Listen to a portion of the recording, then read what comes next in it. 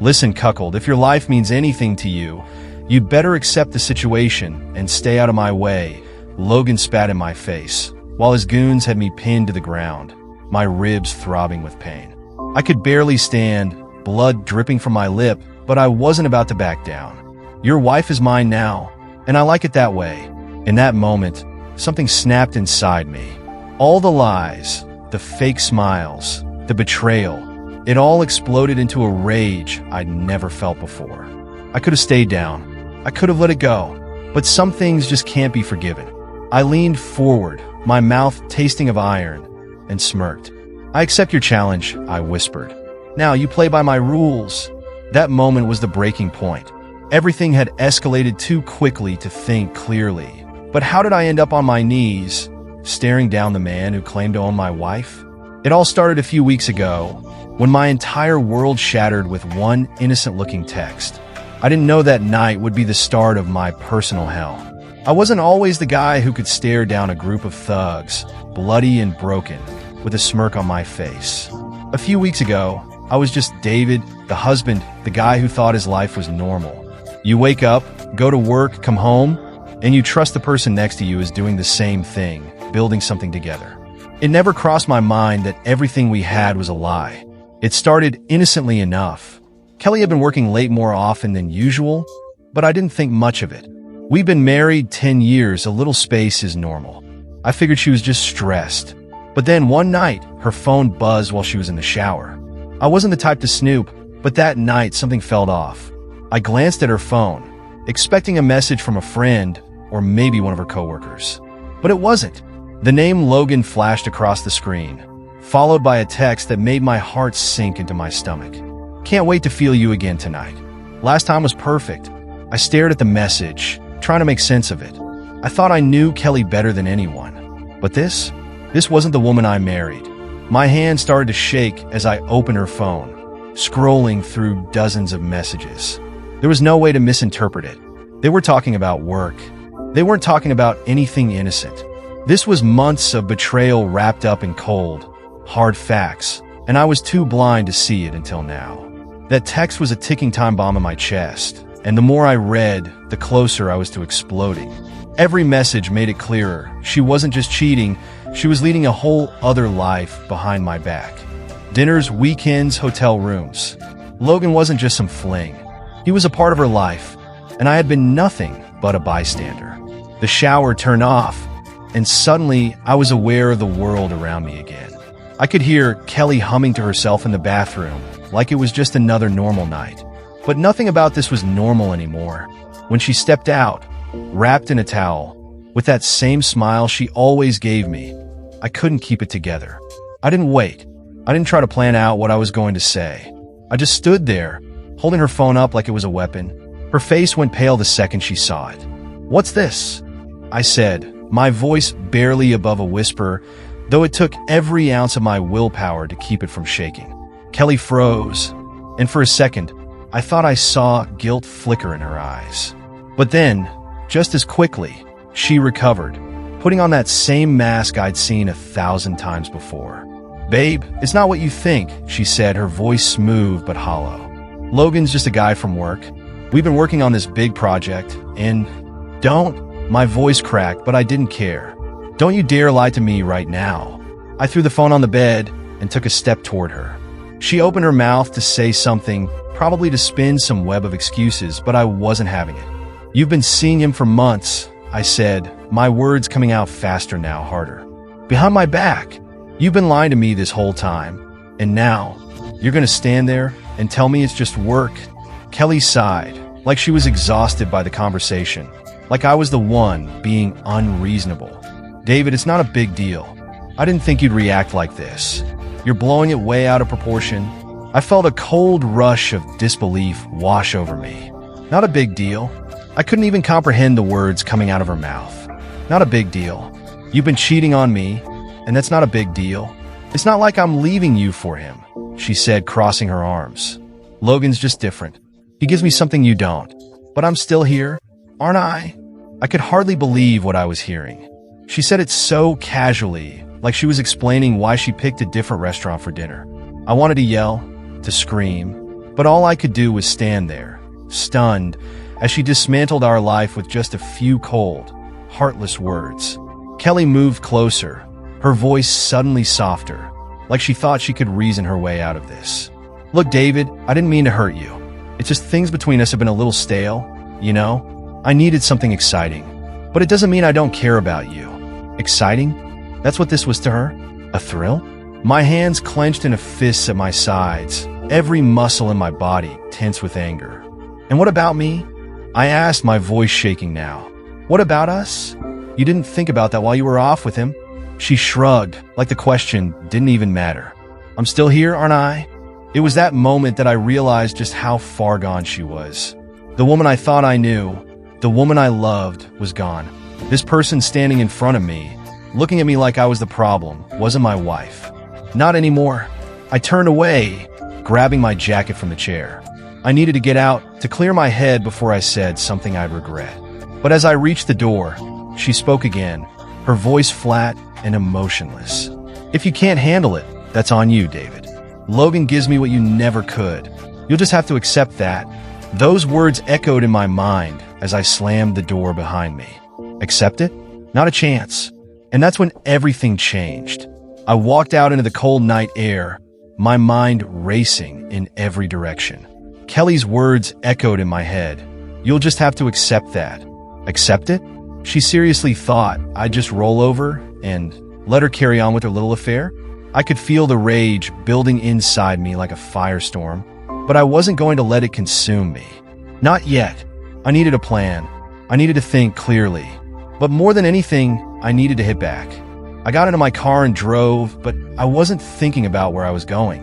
The city lights blurred past me as I sped through the streets, replaying every moment of the last few months in my head. Every late night at work, every excuse, every lie. How could I have been so blind? Eventually, I found myself outside an old bar on the edge of town. I hadn't been here in years, but it felt like the right place to clear my head. I walked inside, the warm, smoky air hitting me as I made my way to the bar. I sat down, ordered a whiskey, and stared at the glass in front of me, swirling the amber liquid around while my mind churned. I couldn't let Kelly win. I couldn't just accept her betrayal like she was asking me to. This wasn't something you accept. This was something you fight, something you destroy. Halfway through my drink, I felt a tap on my shoulder. I turned around and saw Jake, my old friend from work. We hadn't spoken much in the last year, but we used to be close. He looked at me and raised an eyebrow, sensing something was off. David, man, you look like hell. What's going on?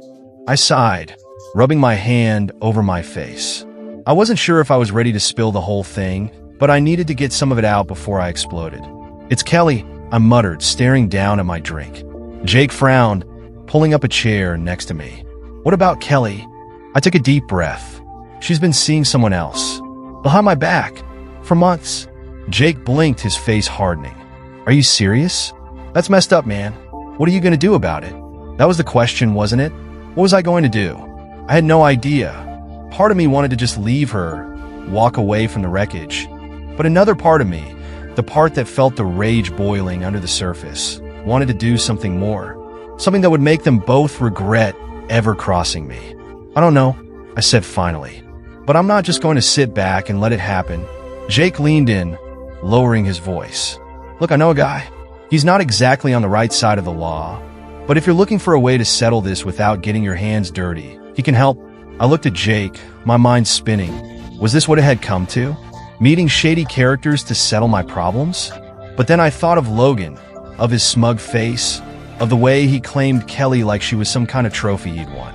My fists clenched again. Maybe I need to play dirty, I muttered. What's his name? I asked, my voice cold. His name's Ray. He's done some work for people I know. Let's just say he knows how to send a message. Jake scribbled a number on a napkin and handed it to me. If you're serious, give him a call. I pocketed the napkin, downed the rest of my whiskey, and stood up. Thanks, Jake. I'll think about it. But as I left the bar, I knew I wasn't just thinking about it. I was going to do it. I wasn't going to let Logan get away with this. And I sure as hell wasn't going to let Kelly walk all over me like I was nothing. The next day, I woke up early, my head still buzzing from the whiskey and the anger that hadn't subsided. I sat on the edge of the bed, staring at my phone, Ray's number staring back at me. Was I really going to do this? Was I really going to bring someone else into this mess to settle the score? Then I remembered Kelly's words, that smug look on her face when she said, "Logan gives me what you never could." That did it. I dialed the number. "Ray," a gruff voice answered on the other end. "Ray, this is David. I need your help." The next few days passed in a blur. Ray and I met at a dingy diner on the outskirts of town. He was exactly the kind of guy I expected, rough around the edges, with a look that said he'd seen more than his fair share of trouble. But I didn't care about his past. I cared about what he could do for me now. I want him to feel what I felt, I told Ray over coffee. I want him to know what it's like to have everything ripped away. Ray nodded, sipping his drink. "I can do that, but it's going to cost you." "I don't care about the cost." Ray smirked. "Good. Then we'll make sure he knows who he's messing with." A few nights later, Logan got his message. I don't know exactly what Ray did, and I didn't ask. All I know is that Logan showed up at our house, beaten and bloody, screaming at me through the door. "You think this changes anything? You think you can scare me?" Logan shouted, his voice shaking with a mix of anger and pain. "I'm not going anywhere, David. You're nothing compared to me." I opened the door, calm as ever, staring him down as he stood there, barely able to stand. "You're in my world now, Logan, and this is just the beginning." He tried to lunge at me, but Ray's work had left him too broken. He stumbled, falling to his knees on my porch, gasping for air. "Stay out of my way," I said, leaning down close enough for him to hear. "Because if you don't, next time, it'll be worse." And just like that, I closed the door on him. But deep down, I knew this wasn't over. Not yet. Logan's bloodied face staring up at me from the porch should have been satisfying. It should have been enough to calm the storm inside me, but it wasn't. Not even close. Watching him squirm, barely able to stand, only scratched the surface of what I wanted. Kelly was still upstairs, probably oblivious to the whole scene playing out just below her. Or worse, watching from the window, silently rooting for Logan. I couldn't bring myself to care anymore. The woman I loved had become a stranger, and every memory I had of her was tainted by that smirk she gave me when she said, "You'll have to accept it." No, I wasn't accepting anything. I shut the door in Logan's face, feeling the adrenaline still coursing through me. He might have been beaten, but this wasn't over. It couldn't be. This wasn't just about him. It was about reclaiming my life, my dignity. I didn't just want revenge anymore. I wanted control. I walked into the kitchen, poured myself a glass of water, and sat down at the table. I needed to think. Logan wasn't going to disappear just because Ray roughed him up a bit. I knew his type. He'd come back, probably dragging Kelly with him like some sort of twisted prize. That's when I realized I needed to confront the real problem. Kelly, upstairs. She was living like none of this mattered. Still in our house, still playing by her rules like she could have both of us dancing to her tune. It was time to change that. I went upstairs, each step heavier than the last. The door to our bedroom was slightly ajar, the dim light from her bedside lamp casting long shadows across the hallway. I pushed it open and found her lying on the bed, scrolling through her phone without a care in the world. She didn't even look up. "We need to talk," I said, my voice low and steady, but there was a sharp edge to it now. A finality. Kelly sighed, still not looking at me. "David, I'm tired. Can we not do this again? I told you already." I cut her off, the words coming out colder than I intended. He was on our porch, bloody, beaten, and screaming like a coward. That got her attention. She looked up at me, her phone forgotten, her eyes narrowing. "What the hell did you do?" "What did I do?" I laughed bitterly. "I did what I had to. I protected what's mine. Something you clearly don't care about." Kelly sat up, swinging her legs over the edge of the bed. "You had someone hurt him. Are you out of your mind, David? This isn't who you are. You have no idea who I am anymore," I shot back. "You've been too busy playing house with Logan while I've been sitting here, blind to everything." She stood up, and for the first time in a long time, I saw real anger in her eyes. Not the cold, indifferent mask she'd been wearing for weeks. This was raw, and it was aimed directly at me. "You think this fixes anything?" she spat. "Beating up Logan? That's not going to change what's happening. You're pathetic, David. That's why this happened in the first place." That word, pathetic, hit me harder than any punch could. It was like she just dropped a bomb in the middle of the room and watched it explode. But instead of backing down, something inside me snapped. Pathetic? I repeated, stepping closer. You want to talk about pathetic? Let's talk about you. You sneaking around like some cheap whore behind my back thinking you could have it all. You thought I'd just sit here and take it? Kelly's jaw tightened, but she didn't say anything. For the first time, she was speechless. Good. It was about time she felt the weight of this. You said I had to accept it. I continued, my voice rising now. You said Logan gives you what I can. Fine. Take him. I don't care anymore. But you're not going to live in my house, under my roof, pretending this is some kind of twisted game you get to control. She opened her mouth to argue, but I didn't let her. You want to be with Logan? Go ahead, I said, my voice cold calm. But you're going to pack your things and get the hell out of here tonight. I don't care where you go, but you're not staying here. Kelly blinked, clearly caught off guard by my sudden shift. She wasn't used to me being this direct, this decisive. For years, I'd been the guy who worked hard, paid the bills, and kept the peace. The guy who'd always tried to make things right. But not anymore. You can't be serious, she finally said, her voice shaking now. Where am I supposed to go? Go to Logan, I snapped. You made your choice. Now live with it. Kelly stood there for a moment, processing everything. I could see the gears turning in her head, trying to find a way out of this. But there wasn't one. Not this time. She wasn't going to talk her way out of this like she always did. Without another word, she turned and walked to the closet, pulling out a suitcase. She started throwing clothes into it, the tension in the room thick enough to cut with a knife. I stood there, watching, feeling a strange mix of anger and relief wash over me. This was it, the moment I'd been waiting for, the moment I finally took control. As she zipped up the suitcase and grabbed her things, she paused by the door, looking at me one last time. You'll regret this, she said, her voice low and venomous. No, I replied, my voice steady. You will. And with that, she was gone. For the first time in months, I felt like I could breathe again. The weight of her lies, her betrayal, it was lifting. But as I stood there in the silence of the empty house, I knew this wasn't over. Logan wasn't going to let this go. And neither was I. When Kelly walked out the door that night, it felt like a part of me had been ripped away. But instead of feeling lost or heartbroken, I felt something else, freedom. It was as if the fog that had been clouding my judgment for months finally lifted. But I knew deep down, the storm wasn't over. Not yet. The house was eerily quiet now, every creak in the floorboards louder than ever.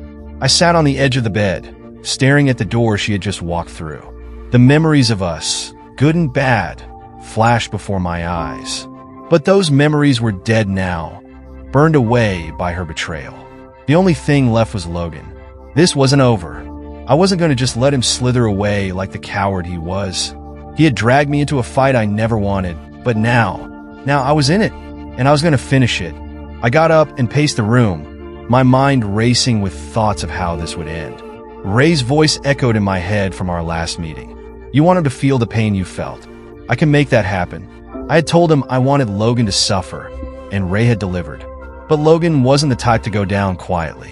He would come back, and next time, he wouldn't come alone. The thought made my fist clench. I wasn't afraid. Not anymore. If Logan wanted to bring the fight to me, I'd be ready. I picked up my phone and dialed Ray. Ray, I said, my voice steady. His voice was calm, as if he'd been expecting my call. It's David. Logan's going to come after me. After tonight, there's no way he's going to let this go. Ray was silent for a moment before he spoke. I told you this wouldn't be clean. Guys like Logan don't just disappear after a beating. They come back harder. What's your plan? I want you to find out everything you can about him. Every weak spot. I want to know where he lives, who he's close to, everything. Ray chuckled. I like where your head's at. You're thinking smart. I'll get my people on it. But be ready. When you push a guy like Logan, he pushes back. Let him try, I said, my voice cold. This time, I'll be the one waiting. 2 days passed, and everything seemed unnervingly quiet. Kelly hadn't come back. No calls, no texts. The silence was almost worse than the fight itself. But I wasn't stupid.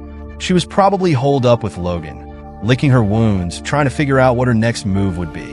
And then, late one evening, just when I thought the quiet might stretch on forever, there was a knock at my door. I opened it cautiously, my gut already telling me who it would be. Standing there, dressed in a sharp suit like he hadn't just been beaten within an inch of his life, was Logan. His bruises were still visible, a cut above his eye barely healed. He was smiling, that smug, infuriating smile that made my blood boil. Behind him were two guys, big, built like tanks, the kind of guys who didn't say much but could break you in half without blinking. Logan walked forward, stepping into my house like he owned it. His goons followed, shutting the door behind them. "I told you, David," Logan said, his voice smooth and confident. "This isn't over. Did you really think a few broken bones were going to scare me off?" I kept my face neutral, not giving him the reaction he wanted. "What do you want, Logan?" He smiled wider, looking around my living room, inspecting the place like he was sizing it up.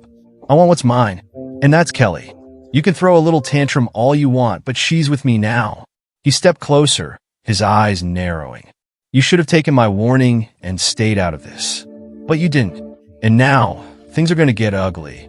I looked past him at the two goons flanking him. They were standing still, like statues, but I knew they weren't here for decoration. Logan wasn't here to talk. He was here to finish what he'd started. And I was ready. "You made a mistake. Coming here," I said, my voice low and steady. Logan laughed, a cold, heartless sound. "The only mistake was thinking you had a chance. You're nothing, David. Kelly told me everything. You're weak. She never respected you. And now, she's mine. Accept it." I felt that familiar rage rising up again, the one that had been boiling under the surface since this whole nightmare began. But instead of exploding, I channeled it. My mind was crystal clear. "You're right," I said, stepping forward until we were inches apart. "I'm not the same guy I was. And that's bad news for you." Logan's smirk faltered, just for a second, but it was enough. He wasn't expecting me to fight back. He thought I was still the same guy who'd sit and take his threats. But that guy was gone. Without warning, I swung. My fist connected with his jaw, hard. He stumbled back, crashing into one of his goons, who instantly lunged at me. But I was ready. I ducked the first punch and slammed my elbow into his ribs. The guy let out a grunt of pain, doubling over just long enough for me to grab the vase off the coffee table and smash it across his head. He went down like a sack of bricks. The second goon was on me before I could catch my breath, grabbing me by the collar and throwing me across the room. I hit the wall hard, but I didn't feel the pain. All I could see was Logan, staggering to his feet, blood trickling from the corner of his mouth, his eyes wide with shock. He hadn't expected this. I wasn't going down without a fight. The second goon came at me again, but I grabbed the nearest chair and swung it at his legs. He crumpled, and I turned back to Logan, who was now backing toward the door. "You think this is over?" Logan spat, wiping the blood from his face. "You think you can beat me?" I stepped forward, breathing hard, fists clenched. "I don't need to beat you, Logan. You've already lost. You just don't know it yet." Logan glared at me for a moment, then turned and bolted for the door, his men limping behind him. I stood there, heart pounding, watching them disappear into the night. This wasn't just a fight for Kelly anymore. This was a fight for me, and I wasn't going to stop until Logan was out of my life for good. As the adrenaline started to fade, I took a deep breath and sat down on the edge of the couch. This wasn't over. Logan would come back. He wouldn't stop until he had everything. But I wasn't afraid, because now I was the one in control. I sat there for a long time, catching my breath, the adrenaline slowly fading, but the fire inside me still burning bright. Logan had slithered away, but he wasn't gone. I knew he'd be back. The thing about men like him is they don't take losses lightly. They come back harder, more vicious, and I had no intention of being caught off guard again. As the night crept in, I started thinking about what had to come next. Logan wouldn't just stop at a broken jaw and bruised ego. He'd regroup, maybe even try to hit me where it hurt. But that didn't worry me anymore. What worried me was how far Kelly was willing to go with him. She wasn't some innocent bystander. She was a key part of this, and she had a role to play in how this ended. I had to find her before Logan used her to get to me again. The house felt empty without her, but not in the way you'd expect. There wasn't a hollow sadness like some part of my life was missing. It was more like I'd finally swept the floor clean. The house was no longer infected with her lies, and I had a chance to rebuild what I'd let crumble. And step one? Confronting the root of the problem. I picked up my phone and scrolled through my contacts until I found Ray. I didn't know much about this guy, but I knew one thing. He got results. The conversation with him earlier replayed in my head. He had mentioned digging deeper into Logan's life, and I was sure by now he had something for me. "Ray, it's David. What did you find?" I said when he picked up. "You're not going to like this," Ray replied, his voice gravelly, as if he'd just woken up from a nap or come off a bender. "Logan's tied into some pretty nasty stuff. Not just your run-of-the-mill affairs. This guy has connections with people you don't want to cross. I don't care about his connections. I care about getting him out of my life. What's his weak spot?" There was a pause. Then Ray's voice came back, a little more cautious this time. "His weak spot is Kelly." I felt a chill run through me. I had expected something like this, but hearing it out loud confirmed my worst fears. "What do you mean?" "He's using her, David. She's not just a side fling to him. She's leverage. I don't know what kind of sick game he's playing, but Logan's not just keeping her around for kicks. He's got something on her, something big." I gripped the phone tighter. What could he possibly have on her? Ray sighed. "I'm still digging into that, but from what I've gathered, it's more than just an affair. Kelly's been involved in some shady business with him. She's not the victim here, but she's definitely trapped." I didn't know whether to be angry or disgusted. The woman who'd stood beside me for 10 years was tangled up in something dangerous, and instead of coming to me, she'd run off with the guy who was manipulating her. But was I surprised?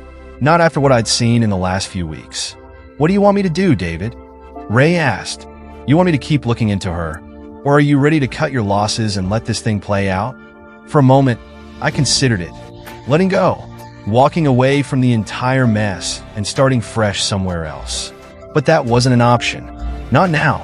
Kelly was still my wife, legally anyway, and as much as I hated what she'd done, I couldn't just leave her to be Logan's pawn.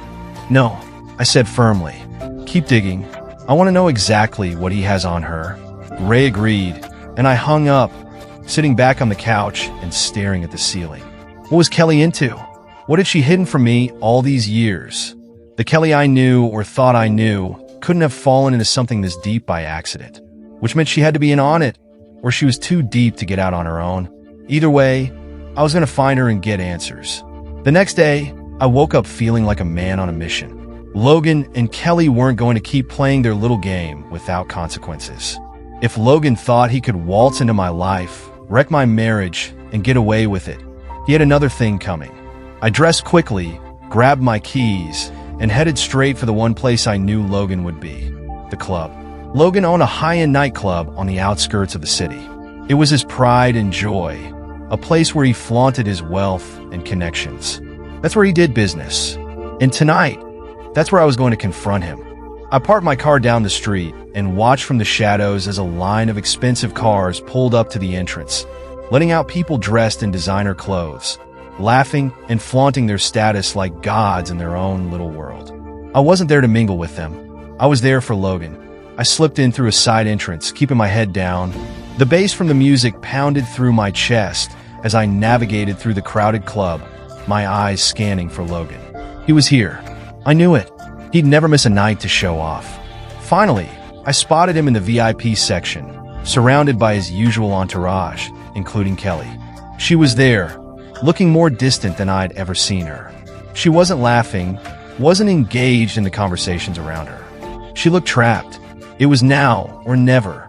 I pushed my way through the crowd, not caring about the looks I got as I stormed toward the velvet ropes separating the VIPs from the regular people. Logan spotted me just as I approached, his face twisting into a sneer. "David," he said, standing up from his seat. "You don't learn, do you?" "Get her out of here," I said, pointing at Kelly, who turned and looked at me, her eyes widening. She stood up too, but didn't move, frozen in place like she was waiting for permission. Logan smirked, stepping closer to me, his voice low. "She's not leaving, David. She's mine now. You've already lost this fight." I didn't respond. Instead, I did the one thing Logan never expected. I reached into my jacket, pulled out the gun I'd bought earlier that day, and aimed it directly at his chest. The room went silent, the music still pounding in the background, but no one moving. Logan's smirk faded, replaced with something that almost looked like fear. "I'm not here to negotiate," I said, my voice calm, steady. "You're gonna let her go, or I will end this, right here, right now." The tables had turned, and for the first time, Logan was no longer in control. The cold weight of the gun in my hand felt both terrifying and powerful. It wasn't something I had ever imagined myself doing, walking into a nightclub, pulling a gun on the man who had ruined my life. But here I was, standing in front of Logan with the barrel aimed squarely at his chest. He didn't smirk anymore. He wasn't the smug bastard who'd thrown his affair with my wife in my face. No, now he was just a guy staring down the barrel of a loaded gun, and the reality of the situation was starting to sink in. The crowd around us froze, the beat of the music still thumping in the background like some twisted soundtrack to this showdown. Logan's goons, who were normally quick to jump in, didn't move. They could see this wasn't the time for their usual tactics. One wrong move, and everything would change in an instant. Kelly, standing a few feet behind Logan, looked at me with wide eyes, her face pale. For the first time since this whole nightmare started, I saw something real in her expression. It wasn't love or even guilt, it was fear. But it wasn't for me. It was for herself. "David, put the gun down," Kelly finally said, her voice trembling. "This isn't you. You're not this guy." I glanced at her, and for a moment, my resolve wavered. Was she right? Was I about to cross a line that I could never uncross? But then I thought about everything, every lie, every betrayal, every time she had looked me in the eyes and told me nothing was wrong while she was sleeping with this piece of garbage. This was me now. I wasn't going to be the guy who rolled over and took it anymore. "Let her go, Logan," I said, my voice steady, but I could feel the tension in my body like a coiled spring. "Or this ends badly for you." Logan swallowed hard, and I could see the wheels turning in his head. He was calculating, trying to figure out how to spin this, how to take back control. He had always been the one in charge, the one who made the rules. But now, with a gun pointed at his chest, the game had changed, and he knew it. "You really think you can walk out of here after this?" Logan said, his voice low, but I could hear the crack in his confidence. "Even if you shoot me, my people will tear you apart. You won't be around to see it." I shot back, "I'm giving you one chance. Let Kelly go and walk away." Logan hesitated, glancing over his shoulder at Kelly, then back at me. He was weighing his options, trying to figure out if I was bluffing. But he didn't know the truth. I wasn't bluffing. Not anymore. "You're making a big mistake, David," he said, his voice growing colder. "This isn't going to fix anything. She doesn't want to be with you. She made her choice." I stepped forward, closing the distance between us, the gun still trained on him. "This isn't about fixing anything. This is about ending it." For the first time, I saw a real fear flicker across Logan's face. He wasn't used to this, someone else taking charge, someone else calling the shots. He was always the predator, and now he was realizing what it felt like to be the prey. Kelly took a step toward me, her hand outstretched, pleading. "David, please don't do this. You don't understand, Logan has connections. If you pull that trigger, it won't just be him. They'll come after you." I glanced at her, my anger flaring up all over again.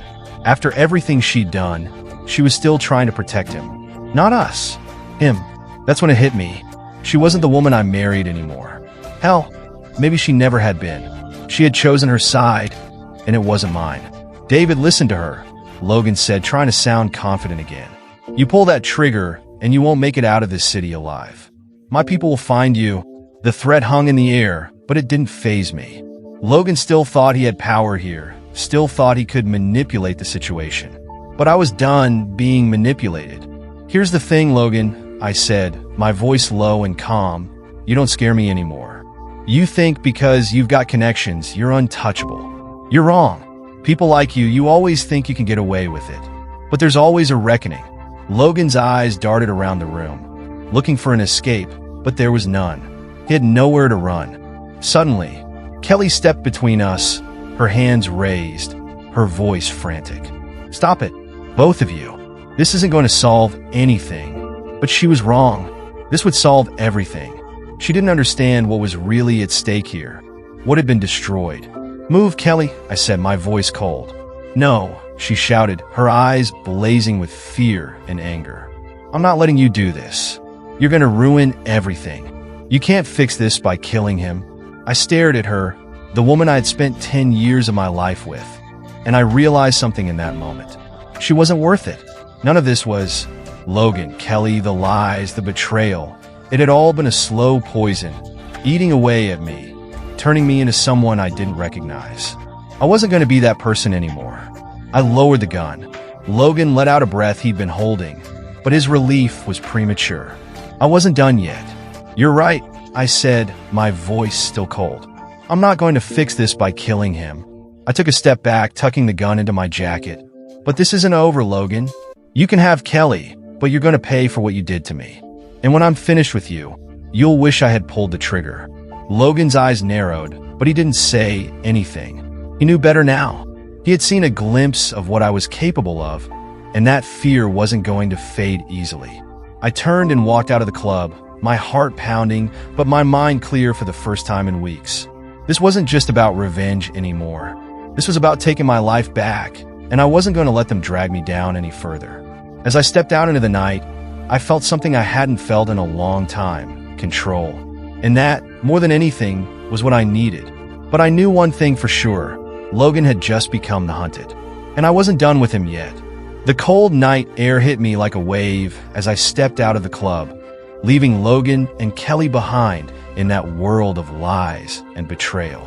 For the first time, I felt a sense of control, like I was finally steering my own ship after months of drifting aimlessly through a storm of deceit. My decision to walk away instead of pulling the trigger felt like the right one. But the problem with making decisions in the heat of the moment is that you never really know what the consequences will be until they catch up with you. I didn't make it far. As I walked down the darkened street toward my car, headlights appeared at the far end of the block, creeping slowly toward me. The kind of slow that makes your instincts scream, danger, before your mind even catches up. I paused, my hand reflexively going to the gun in my jacket, but I forced myself to relax. It was probably just someone driving through. This wasn't some movie where the bad guy showed up the second you left a showdown. But the car didn't pass me. It stopped right in front of me. The tinted window rolled down, and I saw Ray sitting in the driver's seat, staring at me with an expression I hadn't seen before. It wasn't the usual rough, gruff demeanor he'd shown me in our meetings. This was something darker, calculated. I stepped closer, confused. "Ray, what are you doing here?" He didn't respond right away. He just sat there, watching me with those cold, dead eyes. Finally, he spoke, his voice flat. "Get in, David."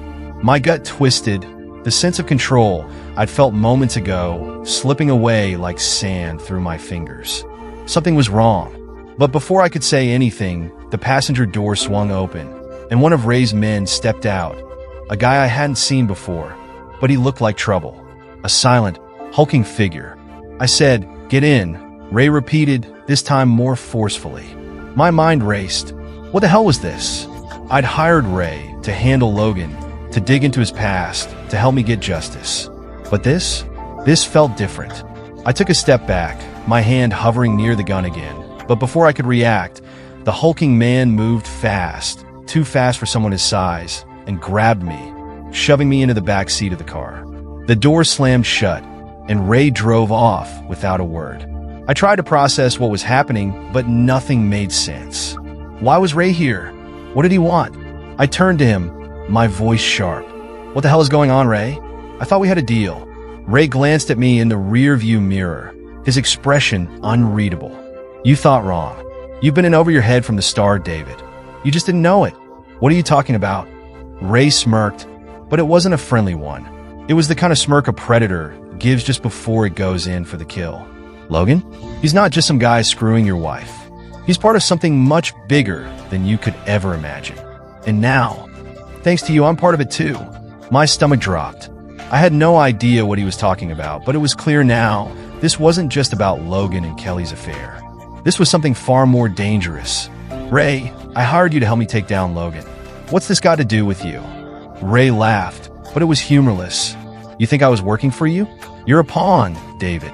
A useful idiot. The second you called me, I saw an opportunity. And now, thanks to you, I've got what I need.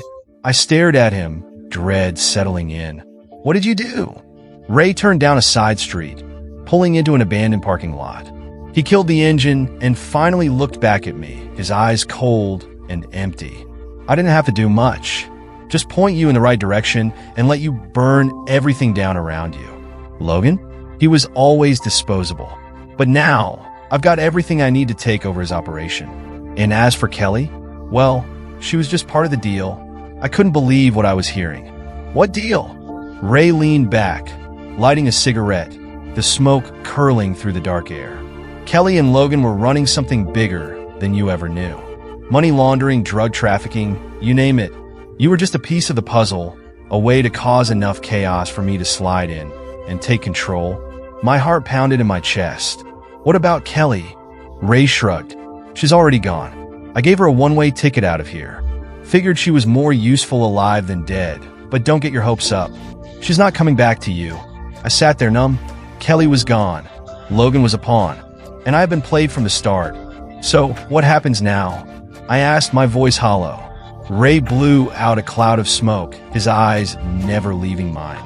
Now, you disappear, David. You're a loose end, and I don't like loose ends. The hulking man in the passenger seat shifted, reaching into his jacket. I didn't need to see what he was pulling out to know what was coming. My mind raced, every instinct screaming at me to do something, anything. But before I could move, the sound of the gun's hammer clicking back echoed through the car. This was it. I had walked right into a game I never understood, played by rules I never knew existed. And now, in this dark, empty parking lot, it was about to end. Ray smiled that cold, dead smile one last time. Goodbye, David. And then everything went black. In the end, I never saw it coming. The game had been rigged from the start. I was never the hunter. I was always the prey.